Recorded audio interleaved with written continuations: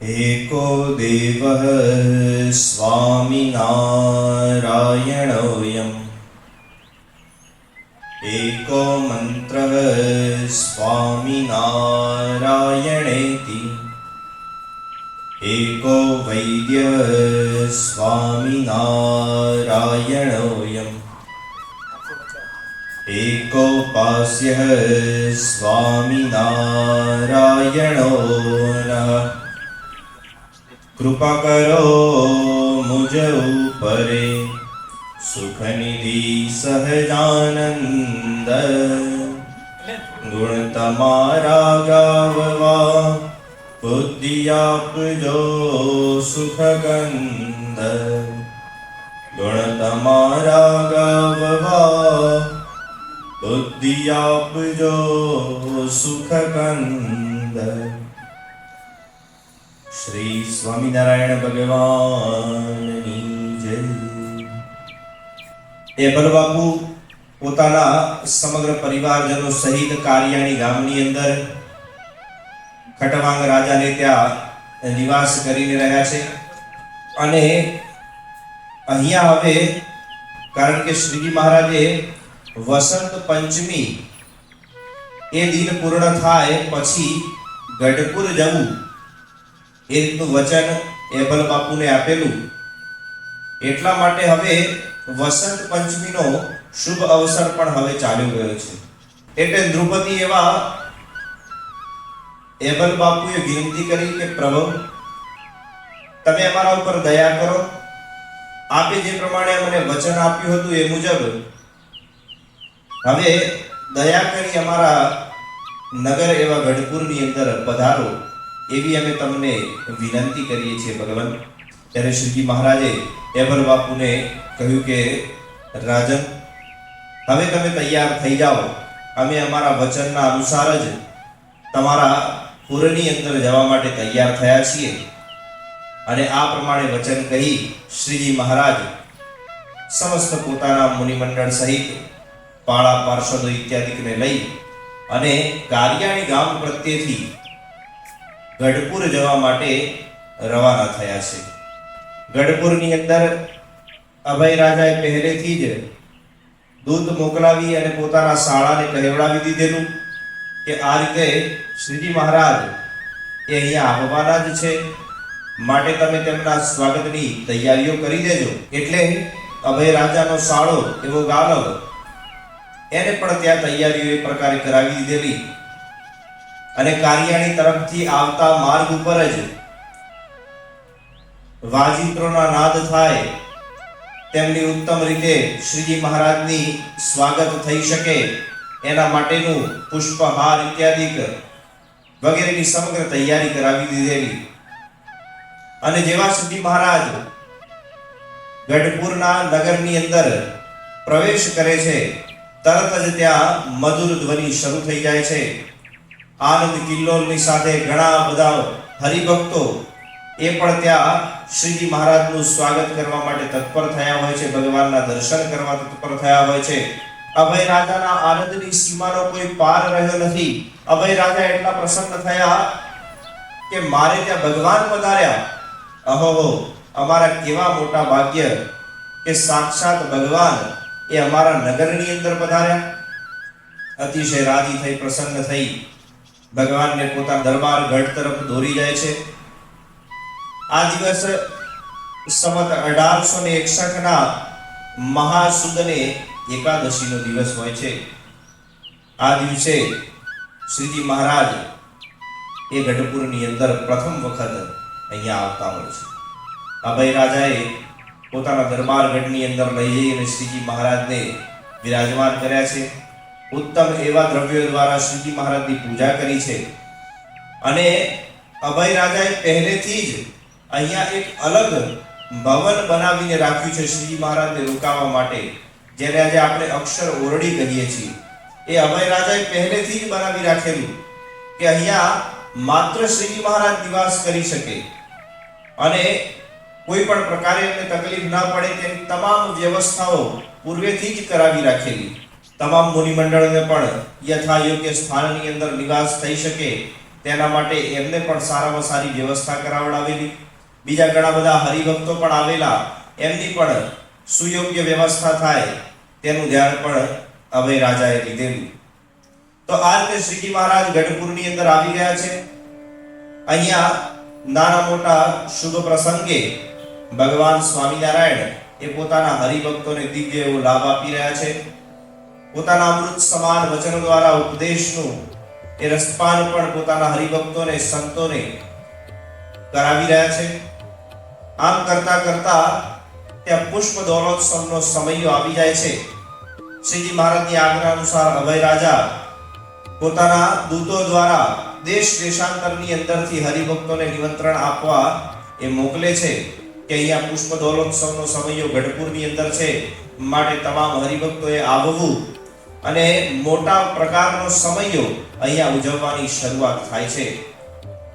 અને રંગોત્સવ એવી રીતે મનાવવામાં આવે છે કે જેને જોઈ ત્યાં ઉપસ્થિત તમામ હરિભક્તો અને સંતો અતિશય આહલાદિત થાય છે. અને શ્રીજી મહારાજ નિયમ ધર્મનું પણ આની અંદર ખાસ ખ્યાલ રાખે છે. નિયમ ધર્મની અંદર જ રહીને ભગવાન સ્વામિનારાયણ અહીંયા મોટો ઉત્સવ ઉજવ્યો, જેમાં નારી ભક્તો અલગથી આ રીતે રંગોત્સવ રમતા અને સંતો અને હરિભક્તો અલગથી રંગોત્સવ રમતા. તો આ પ્રકારનો સમયો કર્યો છે. સવારથી માંડી છેક બપોર સુધી આનંદ ઉત્સવ મનાવી અને રંગોત્સવની ધૂમ મચાવી છે. ત્યારબાદ શ્રીજી મહારાજ સહિત તમામ હરિભક્તોએ સ્નાનાદિક કરી અને પછી બપોરે ભોજન ઇત્યાદિનું ગ્રહણ કર્યું છે. અને બપોર પછીના સમયની અંદર શ્રીજી મહારાજે મોટી એવી સભાનું આયોજન કર્યું, જેમાં બધા જ હરિભક્તો વિરાજમાન થયા, સંતો પાળા પાર્ષદો વિરાજમાન થયા. આમાં શ્રીજી મહારાજ એક સુંદર પ્રકારનો ઉપદેશ આપે છે કે ભક્તો, સંત સમાગમ અવશ્ય કરજો, કારણ કે સંત સમાગમ છે એ જ નવદા ભક્તિને જન્માવનારું છે. સંતોનો સમાગમ કરવાથી જ તમારા ત્રિવિધ પ્રકારના તાપો નાશ પામશે, તમારા પાપ કર્મો બળી જશે અને ભગવાન પ્રત્યેની જે ભક્તિ તેની વૃદ્ધિ એ તમારા મનોની અંદર થશે. એમાં સંશયને રજ માત્ર પણ સ્થાન નથી. માટે તમે સંત સમાગમ અવશ્ય કરજો. આ સંત સમાગમ અતિશય દુર્લભ છે અને જેને પ્રાપ્ત થાય છે એના માટે અતિશય આનંદદાયક બની જાય છે, એના જીવનનું કલ્યાણ થઈ જાય છે, પણ એમાં કઈ પણ પ્રકારે એને દુઃખ રહેતું નથી. માટે અત્યંત સુખી થવા માટે તમે અવશ્ય સંત સમાગમ કરજો. હવે આમાં સંત સમાગમ કોની સાથે કરવો, કેવા સંતની પાસે જઈ અને એનો લાભ પ્રાપ્ત કરવો, તો એની વાત પણ શ્રીજી મહારાજ કરે છે કે સંત કેવા હોવા જોઈએ? નિર્લોભી, નિર્મત્સર, નિસ્નેહી, નિર્માની, નિસ્વાદી, આવા વિવિધ પ્રકારના ગુણેથી યુક્ત હોવા જોઈએ. ક્રોધ ઉપર જેણે વિજય પ્રાપ્ત કર્યો છે, જેને શાસ્ત્રોનું સંપૂર્ણ જ્ઞાન છે, ભગવદ ભક્તિની અંદર રત રહે છે, એવા પ્રકારના સંતનો સમાગમ કરજો. ભક્તો સમાગમ કરજો. ઉત્તમ પ્રકારનો ઉપદેશ એ શ્રીજી મહારાજ પોતાના હરિભક્તોને આપે છે. અને આ રીતે ઉપદેશામૃતનું વચન પૂર્ણ થવાથી હવે શ્રીજી મહારાજ પોતાના હરિભક્તો પ્રત્યે આજ્ઞા કરે છે કે હવે તમે બધા આવતીકાલે જ પોતપોતાના સ્થાનની અંદર નિવાસ કરવા પ્રયાણ કરજો. આ પ્રકારે આજ્ઞા કરી ત્યારબાદ શ્રીજી મહારાજે અભય રાજા અને ત્યાં ઉપસ્થિત ગ્રામવાસીઓને કે હવે અમે અહીંયા રોકાવાના નથી, અમે પણ હવે વિચરણ કરવા ચાલ્યા જઈશું અમારા સંતો સહિત.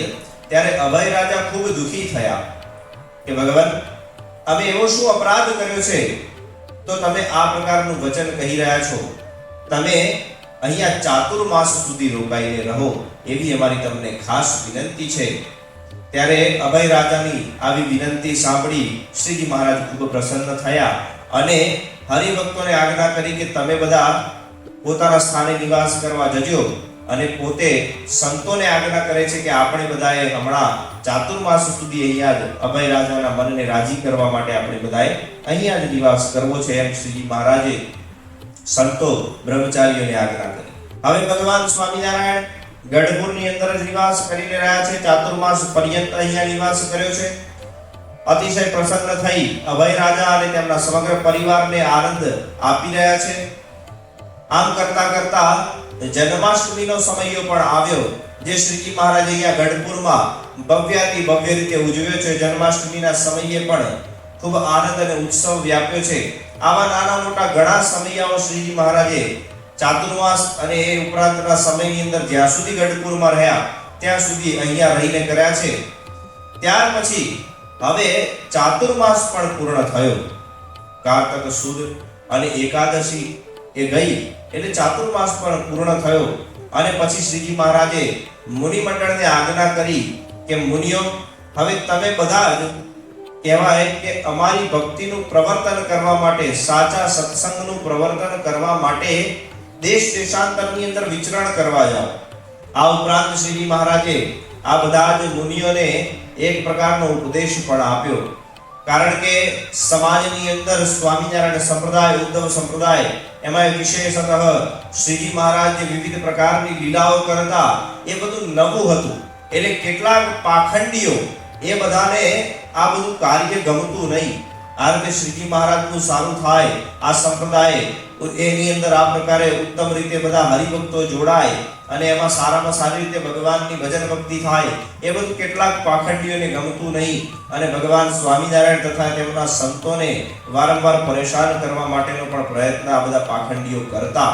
એટલે શ્રીજી મહારાજે આ બધા સંતોને ઉપદેશ આપ્યો કે તમે સહનશીલતાનો ગુણધર્મ અવશ્ય વિકસાવજો. સંતો, સહનશીલતાનો ગુણધર્મ. કારણ કે તમે જ્યાં પણ સ્થાનની અંદર જશો ત્યાં કોઈ સ્થાને તમને આવા અસુરો મળશે કે જે તમને ભગવાનની ભજન ભક્તિ પોતે તો નહીં કરતા હોય, તમને પણ કરવાની અંદર વિઘ્ન નાખશે, બાધા નાખશે. પણ એ વખતે જો તમે સહનશીલતા રાખશો તો અવશ્ય તમારું રૂડું થશે, એવા સંશયને રજમાત્ર સ્થાન નથી. ત્યાર પછી શ્રીજી મહારાજ એ પણ ઉપદેશ આપે છે કે ક્ષમાનો ગુણધર્મ પણ તમે વિકસાવજો. કારણ કે કોઈક વખતે આ રીતે બધા પાખંડીઓ તમને કહેવાય કે પરેશાન કરે, હેરાન કરે કોઈ પણ પ્રકારે, તો એ વખતે તેમને શાપ ન આપતા અને અર્થાત તેમને કોઈ પણ પ્રકારે તકલીફ થાય, તેમને દુઃખ થાય એવું મનની અંદર બિલકુલ ધારણ ન કરતા અને ભગવાનનું જ સ્મરણ માત્ર કર્યા કરજો. અને ક્ષમા એ સૌથી મોટો ગુણધર્મ છે, માટે ક્ષમા આપી તેમને જતા કરજો. આવું શ્રીજી મહારાજે ઉપદેશ આપ્યો. અને સંતોને વિવિધ પ્રકારના ઉપદેશ આપી એમને નિયમ ધર્મની અંદર રહી બીજાને નિયમ ધર્મમાં વર્તાવવા વગેરે વાત કરી અને એમને દેશાંતરની અંદર જવા માટે આજ્ઞા કરી છે. હવે શ્રીજી મહારાજ અભય રાજાને કહે છે કે રાજન, હવે વિવિધ દેશોમાંથી આવેલા હરિભક્તો અમને વારંવાર વિનંતી કરે છે કે અમારે ત્યાં તમે પધારો. માટે અવશ્ય અમારે એ બધા હરિભક્તોનું પણ મનને રાજી કરવા, એ બધાને પણ સુખી કરવા માટે અવશ્ય એમના ગામોમાં, એમના નગરોની અંદર અમારે જવું જોઈએ. માટે હવે અમે પણ ત્યાં પ્રયાણ કરીશું. ત્યારે અભય રાજા ખૂબ દુઃખી થયા, અતિશય દુઃખી થયા અને ભગવાનના ચરણોમાં ઢળી પડ્યા, રુદન કરવા લાગ્યા કે પ્રભુ, આ તમે કેવા કઠોર વચન કહો છો? તમે અમને છોડી, અમને ત્યાગી અને જવાનો કેવી રીતે વાત પણ કેવી રીતે કરી શકો? તમારે બીજા હરિભક્તોને રાજી કરવા માટે જવું હોય તો નિશ્ચિત જાઓ, અમે તમને રોકનારા કોણ હોઈ શકીએ? તમે તો સાક્ષાત ભગવાન છો, અમે તમને રોકી નહીં શકીએ. પરંતુ તમે અમને એટલી આજ્ઞા કરો કે અમે તમારી સાથે આવીએ. તમે જે સ્થાનમાં જશો તે સ્થાનની અંદર અમે તમારી સાથે આવીશું. ત્યારે શ્રીજી મહારાજ અભય રાજાને કહે છે કે રાજન, તમે અમારી સાથે આવશો તો આ ગઢપુરની અંદર વ્યવહાર કાર્ય કોણ કરશે? ગઢપુરની અંદર બધું વહીવટી કાર્ય કોણ કરશે? માટે આ શક્ય નથી. અને એટલું જ નહીં, તમે અમારી સાથે સાથે ફરશો તો તમારું પણ અન્ન વસ્ત્ર કરીને કેવી રીતે પૂરું થશે? તમે ગૃહસ્થ છો, માટે તમારે અહીંયા રહેવું જોઈએ. ત્યારે અભય રાજા એ પોતાના પરિવાર સહિત વચન ઉચ્ચારે છે કે પ્રભુ, આ ગઢપુરનું વહીવટી કાર્યની તો મને કોઈ ચિંતા જ નથી. કારણ કે સમસ્ત ગઢડું એ તો મેં તમને સમર્પણ કરી દીધું છે. આની અંદર મારો કોઈ ભાગ નથી. અહીંના અધિપતિ તમે છો, હું તો તમારો સેવક છું, દાસ છું. તમે જેમ કહેશો એ પ્રમાણે કરનારો દાસ છું. માટે ગઢડાની તો મને કોઈ ચિંતા નથી ભગવાન. અહીંનું વહીવટી કાર્ય તો તમારે સંભાળવું હોય તો સંભાળજો. અને જ્યાં સુધી વાત છે અમારા અન્ન વસ્ત્ર કરીને પૂરું થવાની, તો ભગવાન અમને તમારામાં એટલી શ્રદ્ધા છે, નિષ્ઠા છે અને નિશ્ચય છે કે તમે જ્યાં જશો ત્યાં તમે ભગવાન છો, તમારા ભક્તોનું સારું કરનારા ભગવાન છો. અને અમે તમારા ઉત્તમ ભક્ત છીએ, માટે તમે અમારું પણ અન્ન વસ્ત્ર કરીને પૂરું કરશો એવો અમને નિશ્ચય દ્રઢાવ મનની અંદર છે. માટે કોઈ પણ પ્રકારે અમને આવું દુઃખ કે ગ્લાનિ મનની અંદર છે જ નહીં, કોઈ પણ પ્રકારની આવી શંકા છે જ નહીં કે અમારું શું થશે.